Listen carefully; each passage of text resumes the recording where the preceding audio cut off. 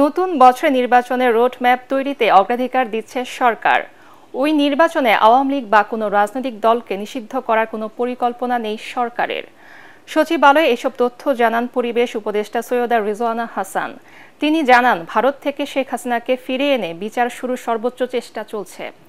উপদেষ্টা বলেন, শিক্ষার্থীদের দাবির প্রেক্ষিতে 15 জানুয়ারির মধ্যে জুলাই বিপ্লবের ঘোষণাপত্র প্রকাশ করা হবে। রিপোর্টে জানাচ্ছেন মাহবুব কবির চপল। অন্তর্বর্তী সরকারের মেয়াদ যত যাচ্ছে ততই বাড়ছে নির্বাচনের চাপ। যদিও প্রধান উপদেষ্টা জানিয়েছেন 2026-এর মধ্যবর্তী সময়ের আগেই নির্বাচন হবে, সে অনুযায়ী রোডম্যাপ চূড়ান্ত করার কাজ চলছে বলে জানালেন পরিবেশ উপদেষ্টা সৈয়দা রিজওয়ানা হাসান। নতুন বছরে অন্তর্বর্তীকালীন সরকারের প্রাধান্য তো অবশ্যই হবে বিচার নিশ্চিত করা এই জুলাই আগস্টে হত্যাকাণ্ড এবং যে বর্বরতা চলেছে তার। দ্বিতীয় হচ্ছে যে সমস্ত সংস্কার করার প্রস্তাবনাগুলো আসবে সেগুলোর ব্যাপারে রাজনৈতিক মতৈক্য গড়ে সেই সংস্কারগুলো করা, নির্বাচনের একটা ক্লিয়ার রোডম্যাপ ডেভেলপ করা। বিএনপির থেকে আমাদের সাথে যখন কথা বলা হয় তারা এই কথাটা বলেননি যে সংস্কারের প্রয়োজন নেই, তারা এই কথাটা বলেছেন যে সংস্কারের প্রয়োজন আছে এবং তারা সংস্কারের ক্ষেত্রে নিজেরাও তো মতামত দিচ্ছেন। আগামী জাতীয় সংসদ নির্বাচনে আওয়ামী লীগ অংশ নিতে পারবে কিনা তা নিয়ে আছে নানা আলোচনা। তবে সরকার কোনো দলকে বাধা দেবে না বলে জানান উপদেষ্টা। যে কোনো সিদ্ধান্ত নিতে পারবে নির্বাচন কমিশন। কথা বলেন শেখ হাসিনাকে ভারত থেকে ফিরিয়ে আনার বিষয়েও। এখনো পর্যন্ত তো সরকার এই ব্যাপারে কোনো মতামত জানায়নি, কোনো অবস্থান নেয়নি যে আওয়ামী লীগকে আমরা নিষিদ্ধ করব। কোন দল নির্বাচন করবে না করবে এই প্রশ্নগুলোর উত্তর আসলে নির্বাচন কমিশনই দেবে। আইনি প্রক্রিয়ার অংশ হিসাবে শেখ হাসিনাকে ফেরত চাওয়ার চিঠি পাঠানো হয়েছে। আমরা চাইব উপস্থিতিতে বিচার করতে। যদি উপস্থিতিতে বিচার না হয় তাহলে যেভাবে করে বিচার প্রক্রিয়া করতে হয় সেভাবেই করব। জুলাই বিপ্লবের ঘোষণাপত্র বা প্রক্লেমেশন দেওয়ার জন্য শিক্ষার্থীরা যে আলটিমেটাম দিয়েছে তা গুরুত্বের সাথে নিয়েছে সরকার। 15 জানুয়ারির মধ্যেই চূড়ান্ত হতে পারে বলে জানান সৈয়দা রিজওয়ানা হাসান। তারা যারা সময় বেঁধে দিয়েছে তারা তো প্রক্লেমেশনের জন্য আসলে নিজেরা প্রস্তুতি ছিল। সকলের সাথে কথা বলার প্রক্রিয়াটা শুরু হয়েছে, এখন হয়তো ড্রাফটিং এর প্রক্রিয়ায় আমরা যাব। 14 দিনের মধ্যে আমরা অবশ্যই বিষয়টা ইতিবাচকভাবে দেখব, এটা অসম্ভব কোনো কিছু। পরিবেশ উপদেষ্টা বলেন, সচিবালয়ের আগুনে কোনো ষড়যন্ত্র বা নাশকতা নেই বলে তদন্ত কমিটি যে রিপোর্ট দিয়েছে তাতে আস্থা রাখছে সরকার। ভরসা না করার কোনো কারণ আছে বলে আমরা মনে করছি না। গণতন্ত্রকামী জনগণকে নির্বাচনের মানসিক প্রস্তুতি নেয়ার আহ্বান জানিয়েছেন বিএনপির ভারপ্রাপ্ত চেয়ারম্যান তারেক রহমান।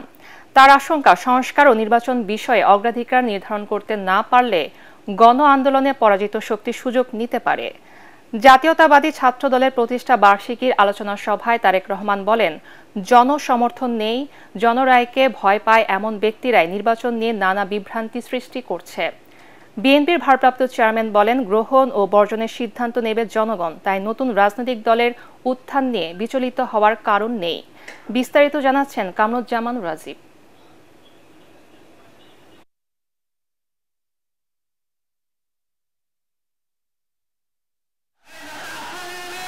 ১.৫ দশক পর আনন্দঘন উৎসবমুখর পরিবেশে দলের প্রতিষ্ঠাবার্ষিকী পালন করছে জাতীয়তাবাদী ছাত্রদল। সাবেক ও বর্তমান নেতৃবৃন্দের উপস্থিতিতে মিলন মেলায় পরিণত হয় রাজধানীর ইঞ্জিনিয়ার্স ইনস্টিটিউশন মিলনায়তন প্রাঙ্গণ। এতে ছাত্র নেতাদের সতর্ক করে দিয়ে মহাসচিব মির্জা ফখরুল ইসলাম আলমগীর বলেন, নির্বাচন আর সংস্কার ইস্যুকে সামনে এনে দেশে বিদেশে নতুন ষড়যন্ত্র শুরু হয়েছে। ভার্চুয়ালি প্রধান অতিথির বক্তব্যের শুরুতেই দেশবাসীকে নতুন বছরের শুভেচ্ছা জানিয়ে বিএনপির ভারপ্রাপ্ত চেয়ারম্যান বলেন, হঠকারী কোনো সিদ্ধান্ত বা পদক্ষেপের কারণে যাতে ছাত্র জনতার গণ অভ্যুত্থানের অর্জন বিনষ্ট না হয় সে বিষয়ে সবাইকে সতর্ক থাকতে হবে। আমাদের সকলকে খেয়াল রাখতে হবে, কোনো হঠকারী সিদ্ধান্তের কারণে যাতে গণ অভ্যুত্থানের আকাঙ্ক্ষা বিনষ্ট হবার পরিস্থিতি সৃষ্টি না হয়। এ ব্যাপারে ছাত্রদলের প্রতিটি নেতাকর্মীকে সতর্ক এবং সজাগ থাকতে হবে। মনে রাখা দরকার, লোভ বা লাভের ঊর্ধ্বে উঠে ভবিষ্যৎ প্রজন্মের জন্য একটি নিরাপদ এবং স্বাবলম্বী বাংলাদেশ গড়তে বিশেষ করে ছাত্র ও তরুণদের ভূমিকা অপরিসীম। নির্বাচন ও সংস্কার ইস্যুতে আবারও দলের অবস্থান স্পষ্ট করেন তারেক রহমান। কোনো মহল থেকে সংস্কার নাকি নির্বাচন এ ধরনের জিজ্ঞাসাকে বিএনপি বাংলাদেশ জাতীয়তাবাদী দল তথা দেশপ্রেমিক সকল মানুষ, সকল রাজনৈতিক দল স্রেফ অসৎ উদ্দেশ্য প্রণীত কূট তর্ক বলেই বিবেচনা করে। ছাত্র নাগরিকদের ব্যানারে নতুন রাজনৈতিক দলের আত্মপ্রকাশের গুঞ্জনে বিচলিত হওয়ার কারণ নেই জানিয়ে বিএনপির ভারপ্রাপ্ত চেয়ারম্যান বলেন, গ্রহণ ও বর্জনের সিদ্ধান্ত নেবে জনগণ।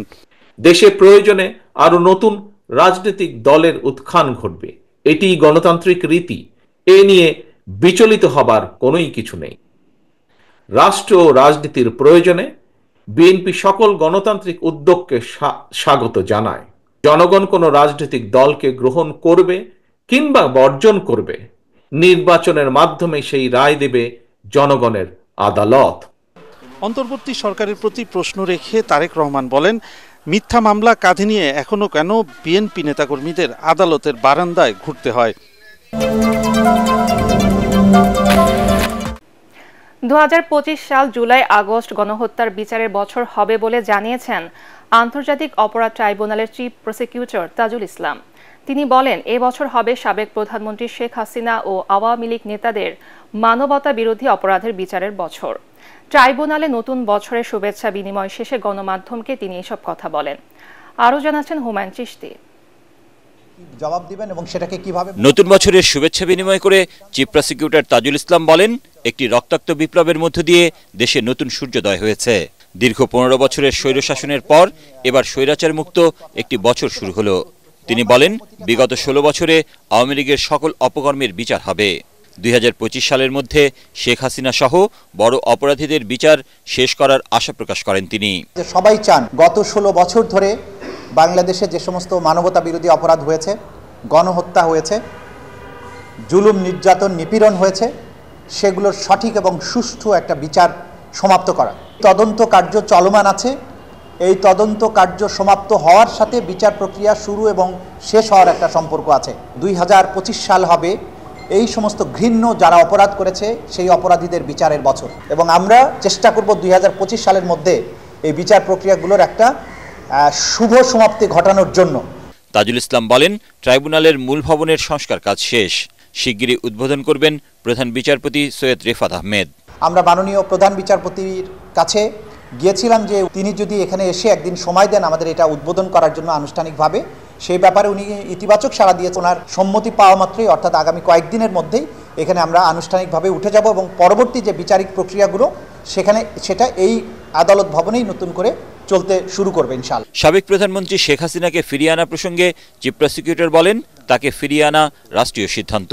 এটা রাষ্ট্রকে জিজ্ঞাসা করতে হবে, পররাষ্ট্র মন্ত্রণালয় এটা জবাব দিতে পারবে যে রাষ্ট্রীয়ভাবে কি ব্যবস্থা নেওয়া হবে। এটা চিফ প্রসিকিউটর জবাব দেওয়ার জন্য সঠিক ব্যক্তি নন। অন্য রাষ্ট্র থেকে অপরাধীকে ফিরিয়ে আনার যে চেষ্টা, সেটা ভিন্ন রাষ্ট্র, যে রাষ্ট্রের কাছে চাওয়া হয়েছে তারা কি ধরনের রিয়াকশন দেখাবেন, কি জবাব দিবেন এবং সেটাকে কিভাবে মোকাবেলা করা হবে, এটা রাজনৈতিক সিদ্ধান্ত এবং রাষ্ট্রের কাজ। এটা চিফ প্রসিকিউটর অফিসের কাজ নয়।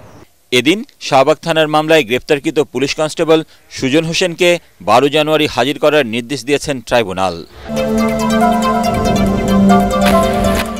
আজ থেকে শুরু হলো 29তম ঢাকা আন্তর্জাতিক বাণিজ্য মেলা। সকালে পূর্বাচলে বাংলাদেশ চায়না ফ্রেন্ডশিপ এক্সিবিশন সেন্টারে মেলার উদ্বোধন করেন প্রধান উপদেষ্টা ডক্টর মোহাম্মদ ইউনূস। এ সময় তিনি বলেন, আগামীতে দেশ জুড়ে বাণিজ্য মেলার আয়োজন করা হবে। বাণিজ্য মেলার মাধ্যমে উদ্যোক্তা হওয়ার সম্ভাবনাকে কাজে লাগানোর আহ্বান জানান তিনি। আন্তর্জাতিক পর্যায়ে বহুবিধ ব্যবসায় তরুণ উদ্যোক্তাদের গড়ে তুলতে সরকার কাজ করছে বলেও জানান প্রধান উপদেষ্টা। বিস্তারিত জানাচ্ছেন সৈয়দ রিয়াজ। নতুন বছরের শুরুতে শীতের এই সকালে রাজধানীর পূর্বাঞ্চলে বাংলাদেশ চায়না ফ্রেন্ডশিপ এক্সিবিশন সেন্টারে 29তম ঢাকা আন্তর্জাতিক বাণিজ্য মেলার উদ্বোধন করেন প্রধান উপদেষ্টা। আমি ঢাকা আন্তর্জাতিক বাণিজ্য মেলা 2025-এর শুভ উদ্বোধন ঘোষণা করছি। এ সময় বাংলাদেশের তরুণ উদ্যোক্তাদের সম্ভাবনার কথা তুলে ধরে তিনি বলেন, অপূর্ব সুযোগের এই দেশের তরুণরা অসংখ্য সৃষ্টির সাথে যুক্ত। তাদের জন্য সুযোগ তৈরি করতে হবে জানিয়ে প্রধান উপদেষ্টা বলেন, মেলার মাধ্যমে উদ্যোক্তা হওয়ার সম্ভাবনাকে কাজে লাগাতে হবে। এই মেলা একটা সুযোগ দেয় একজনেরটা দেখে আরেকজনের মাথায় সুরসুরি দেওয়া। এই সুযোগটা যেন আমরা গ্রহণ করতে পারি। আমরা যদি খুঁজি, অবাক কেন, অসংখ্য রকমের কাজ করে তরুণরা। এই মেলার প্রস্তুতি সারা বছর ধরে চলবে, জেলায় জেলায়, উপজেলায় উপজেলায় বাছাই করা কে ফাইনাল মেলাতে জায়গা পাবে, কার বুদ্ধি সবচেয়ে বেশি, এই উপজেলাতে কার বুদ্ধি বেশি। অবসর গ্রহণের মাধ্যমে মানুষকে সমাজ থেকে দূরে সরিয়ে না দেওয়ার আহ্বান জানান ডক্টর ইউনূস। তিনি বলেন, একজন মানুষের যতক্ষণ চিন্তা শক্তি থাকে ততক্ষণ তারা সমাজের জন্য কল্যাণকর। আমরা যে রিটায়ার্ড বলে কোনো শব্দ নাই, পুরো শব্দটাকে আমরা রিটায়ারমেন্টে পাঠিয়ে দিলে ভালো হয়। যতক্ষণ পর্যন্ত আমি চিন্তা করতে পারি, কাজ করতে পারি, বুদ্ধি দিতে পারি, আমি তো সচল, আমি মানুষ। কাজেই তরুণরা যেরকম কাজ করবে, বয়স্করাও কাজ করবে। বাণিজ্য মন্ত্রণালয় ও রপ্তানি উন্নয়ন ব্যুরোর যৌথ উদ্যোগে আয়োজিত এ মেলায় বৈষম্য বিরোধী আন্দোলনে ছাত্র জনতার আত্মত্যাগের প্রতি সম্মান জানিয়ে তৈরি করা হয়েছে জুলাই ও ৩৬ চত্বর। বাংলাদেশ ছাড়াও এই মেলায় অংশ নিচ্ছে ৭টি দেশের ১১টি প্রতিষ্ঠান। ডিসেম্বর মাসে রেকর্ড ২৬৩ কোটি ৯০ লাখ ডলারের প্রবাসী আয় দেশে এসেছে, যা গত ৫ বছরের মধ্যে সর্বোচ্চ। বাংলাদেশ ব্যাংকের হিসেবে গত মাসে প্রতিদিন গড়ে দেশে আসে ৮ কোটি ৫১ লাখ ডলার রেমিটেন্স। বাংলাদেশ ব্যাংকের হালনাগাদ প্রতিবেদন থেকে এসব তথ্য জানা গেছে। এতে বলা হয়, গত বছর একই সময় এসেছিল ১৯৯ কোটি ১০ লাখ ডলার, অক্টোবরে ২৩৯ কোটি ৫০ লাখ ৮০ আর নভেম্বরে এসেছে ২১৯ কোটি ৯৫ লাখ ১০ হাজার মার্কিন ডলার রেমিটেন্স।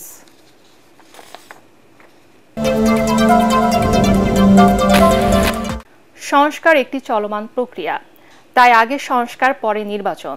সরকারের এমন বক্তব্য গ্রহণযোগ্য নয় বলে মন্তব্য করেছেন বিএনপির স্থায়ী কমিটির সদস্য ডক্টর আব্দুল মুঈন খান।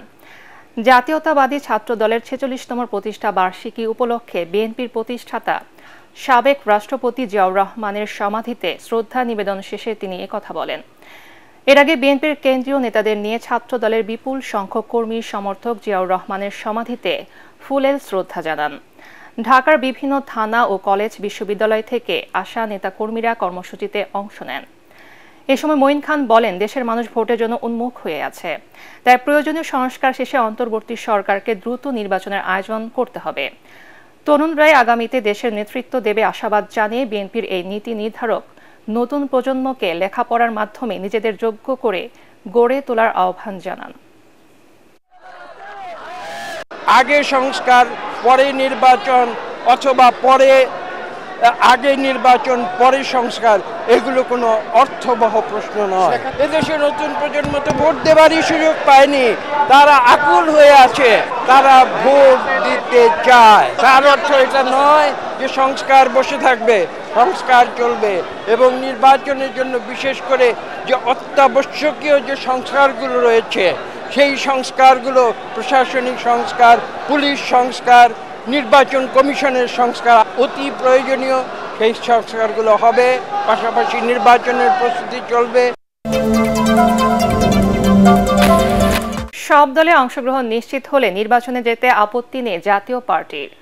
অন্তর্বর্তী সরকার জনগণের গণতান্ত্রিক অধিকার প্রতিষ্ঠায় সব রাজনৈতিক দলগুলোকে সাথে নিয়ে কাজ করবে বলে মনে করেন দলটির মহাসচিব মুজিবুল হক চুন্নু।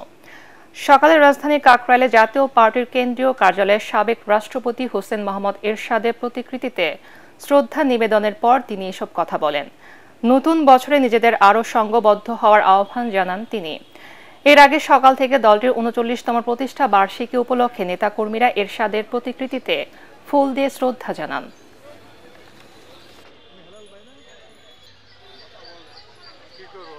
নির্বাচনের পরিবেশের সমতা হয়, সকল দল নির্বাচনে অংশগ্রহণ সুযোগ পায়, ইনক্লুসিভ নির্বাচন হয়, নিরপেক্ষ নির্বাচন হওয়ার পরিবেশ হয়, তখনই আমরা দলীয়ভাবে সিদ্ধান্ত নিব।